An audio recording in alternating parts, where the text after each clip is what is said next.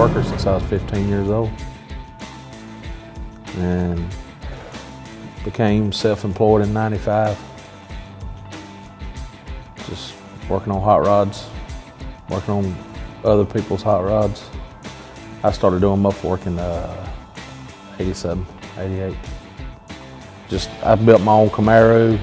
My dad gave it to me when I was 15, my first car. I drove it to high school. You know, it's like part of the family. 67 Camaro. It was an original RS SS car, but now it's all modified. LSX twin turbo, 454, full frame, 4-link, 20x14s on the rear, 18x10s on the front. It's just fully modified, front and rear. And it's still not finished because other people seen it and they wanted me to do work for them. So that's how it became a business. When me and Troy first met, had my first hot rodder. It was a '69 Chevelle, and me and Troy was hanging around Ivan and stuff, and I didn't know much about hot rods, but Troy was the one that everybody come down there wanting to beat, and this and that and the other, and so at Chevelle it sounded good, looked good, had a few people that always wanted to race it, but I didn't have no experience driving or nothing like that, so ended up getting Troy to drive it and race it some. Didn't have a shop, stuff like that, nor the talent to do it, but Troy, he just sort of helped me learn everything that I've learned up to now. We bounce ideas off of each other and help each other. If I was doing it wrong, he'd tell me, back up and do it again. I've got a 1950 Chevrolet Fleetline. It was a 4-door car. It's got a chopped top. It's got Frenched headlights. Got Chevrolet truck arm, rear suspension, small block Chevrolet, 700R transmission with overdrive. It's pretty unique. It was a lot of fun working on it, building it. It's got 59 Cadillac taillights in it. Took 56 Chevrolet quarter panels and cut the wheel lips and all out of them, grafted them into it so we could run 56 Chevrolet fender skirts, lowered it. It's just been a fun all-around little ride. It's by far the nicest little hot rod that I've ever had. Troy's helped me out a lot with it. I've been fooling with old cars since I was 8, 10 years old. My granddaddy collected Mustangs. He had a 64 and a half and a 65 Mustang, and we learned how to paint those cars under shade trees, if you can believe that. From that point on, I've painted things from tractors to dune buggies. It just kind of evolved from there. My first vehicle or first car wasn't really a car at all. It was a great big 55 GMC truck. And so I don't think it ever even had brakes on it. I just drove it around the yard here and there, and it was a lot of fun. I put a radio in it. That's the main thing that you got to do if you're going to have a car, is put a radio in it. But then later on, my granddaddy gave me a Mustang, a little Mustang 2. That was back during gas crunch time, so they were available, and he had one, and so he wanted me to have it. So I took my time and fixed it up. And then, just like I said, as the years went by, I had gotten known for, you know, putting paint jobs on things. Well, how much you charge me to paint this? How much you charge me to paint that? So I did, and as that kind of come about, I started collecting things. Anything from old Coca-Cola machines to cars, trucks, you name it. I mean, I've got a little bit of everything. And so right now, I've probably got 125 old cars and stuff out there. Each one of them has their own little story.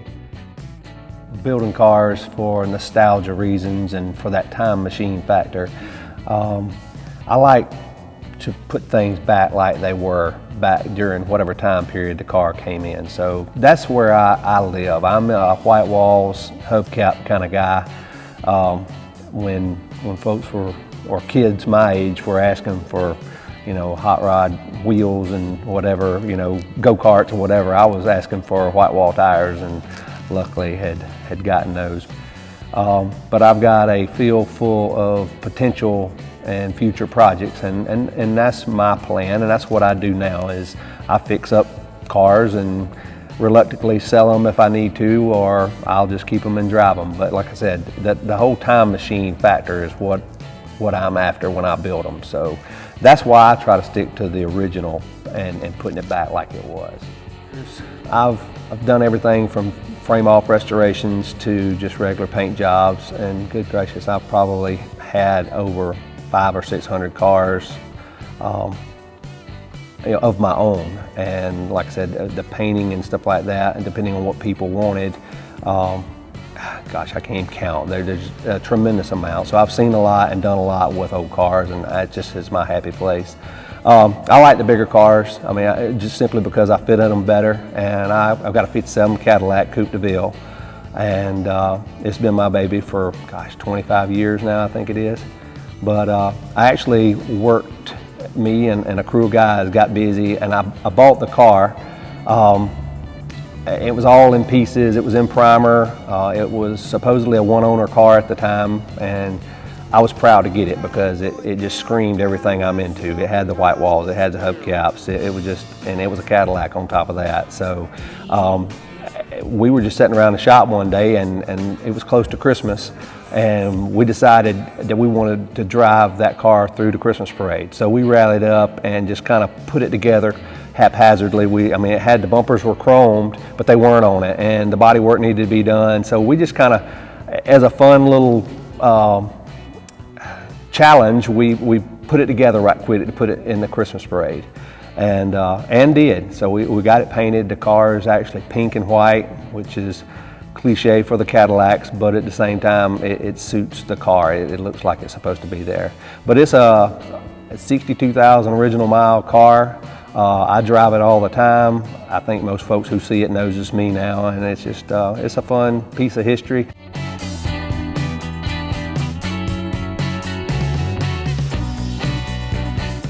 They built this building, so it was built in 1954. My daddy was sort of a jack of all trades. He could do anything. And when they found out that they wanted to put that frame machine in, they checked around and they said the closest anywhere that had what they wanted was in Canada.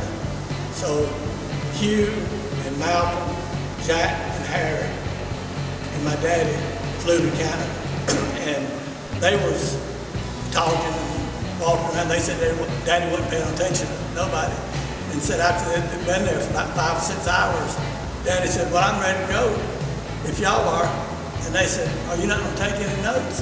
Daddy said, I got them, some down right here. And so they came back, and Daddy was the one that engineered the frame machine for them to do that. And there's about as much underground as they are sticking up. When they, and that, I don't think they ever looked at anything that they couldn't fix, you know, with that machine.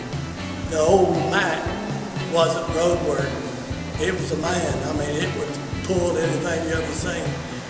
But they would have to hook the white to it and pull it to a wreck to use it because they wouldn't pass the inspection on the road. That's crazy. You couldn't get away with that kind of stuff nowadays. No. But Well, back then it was a get it done sort of thing. Now it's a red tape. Oh yeah. And in '57, they built a GMC, which was just a little single boom and had single wheels on the back.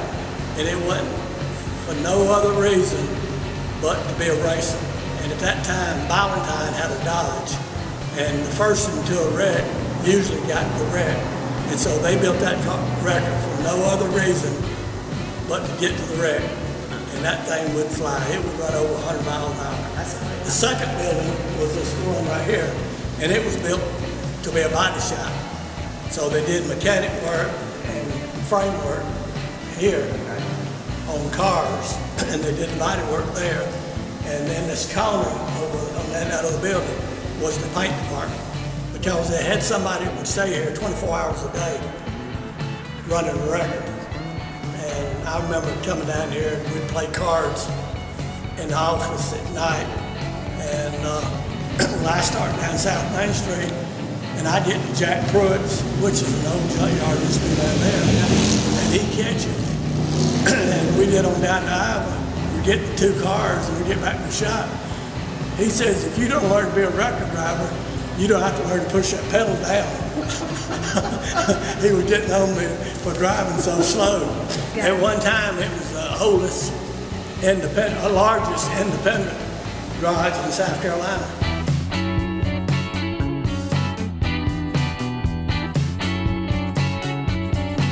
I've rode by the McLeese building pretty much all my life. In fact, I've towed several cars here for work to be done. You pull out front and they got a little ticket window out there, and you go and you talk to the lady, and she'll tell you to pull around back, and she'll give you your bill, and you'll be on your way. So I knew it was here. It was always a lot of activity here. I mean, it was a busy, busy place. And then one day it just kind of went dormant. I mean, you could just tell that something had happened.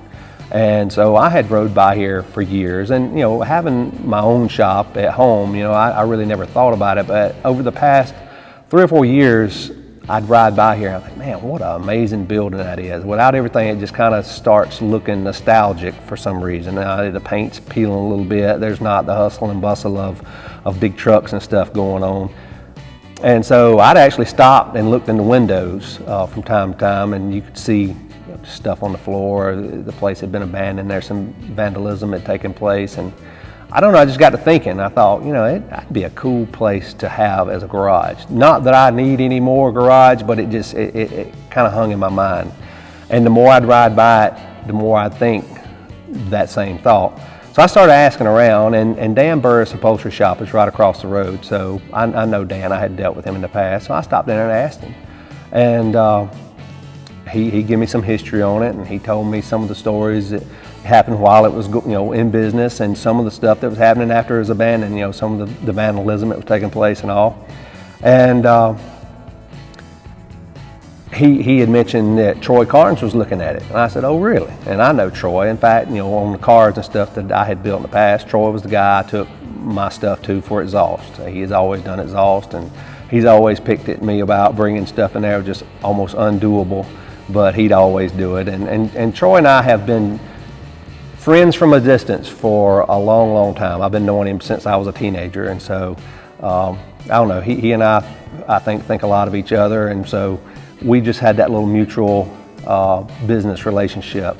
But so when I found out that Troy was interested in it, or that was involved in it, I picked up the phone, gave him a call, and I said, hey, are you looking at the McLeese building? He said, yeah, I am. I said, oh, okay.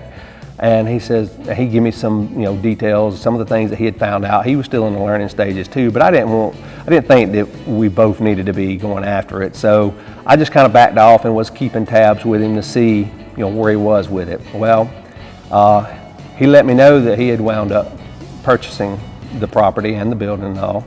And so that's when I simply invited myself up to be at McLeese with him, and he was open to it. And so that's where we are right now. Started looking at it. I mean, I think it went empty 2009. Started looking at it around 2014, and just got to checking on it, trying to find out what was going on, why it was empty, and couldn't really find any information about it. And got to checking around with some guys over at the city. They knew we had interest in it, and finally when it come available, they contacted us. Roof's terrible. All the electrical's been ripped out. All the plumbing's been ripped out. Paint's bad. I mean, it's pretty bad shape, but rebuildable. Well, we need more room, and we definitely got more room here. Just bigger and better things.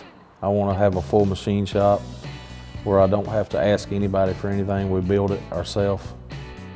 And I'd love one day for it to be like, if you bring me your car, we can do it from start to finish, out the door. Not really have to outsource anything else. And I think we got enough room here to do that. But we'll try to cater to whoever. whether you got money or not. Try to work on your budget. I like to say if they can dream it, we can build it. I think it's a huge platform to offer all sorts of things. Troy has been known for years for building hot rods and doing custom work, and of course the muffler shop has always been a staple for him, but he's kind of stepping out into the hot rod world, and he does a really good job at it. He's got a good crew of guys, and so that, along with my mindset, the way that I approach things with the classic mainstream things that haven't been tampered with or anything, putting things back like they used to be, I think that gives people a good variety of things to pick from, and there's followers for each one of them. And right now it seems to be very trendy for both of them, and so we think that it would be a good spot for, it's going to be a big deal. I mean, it really is. I think it's going to attract people from miles around to come by and just see what's going on, to have that interaction with car building, buying parts and seeing people, and we're going to have car shows from time to time. It's going to be a lot of fun. So the Middle Bay is considerably farther down the road as far as construction. There's still roof repair that needs to be done, but all in all, there's some painting been taking place. There's conduit being run today and probably on through the weekend. Hopefully we'll be getting ramped up for an inspection here shortly. I don't consider it hard work. I like to see trash turn to gold. It's a process, and at the end of the day, you stand back and look around and see progress. I like progress. I'm not an idle person. I don't like idle. I think 300-pound 4x8 sheets of plywood has been the worst part. The most memorable part was, I guess, almost falling through. That's pretty memorable. That kicked safety right in the butt right there. We stepped it up then. It's good though. You take pride in knowing you've done a good day's work.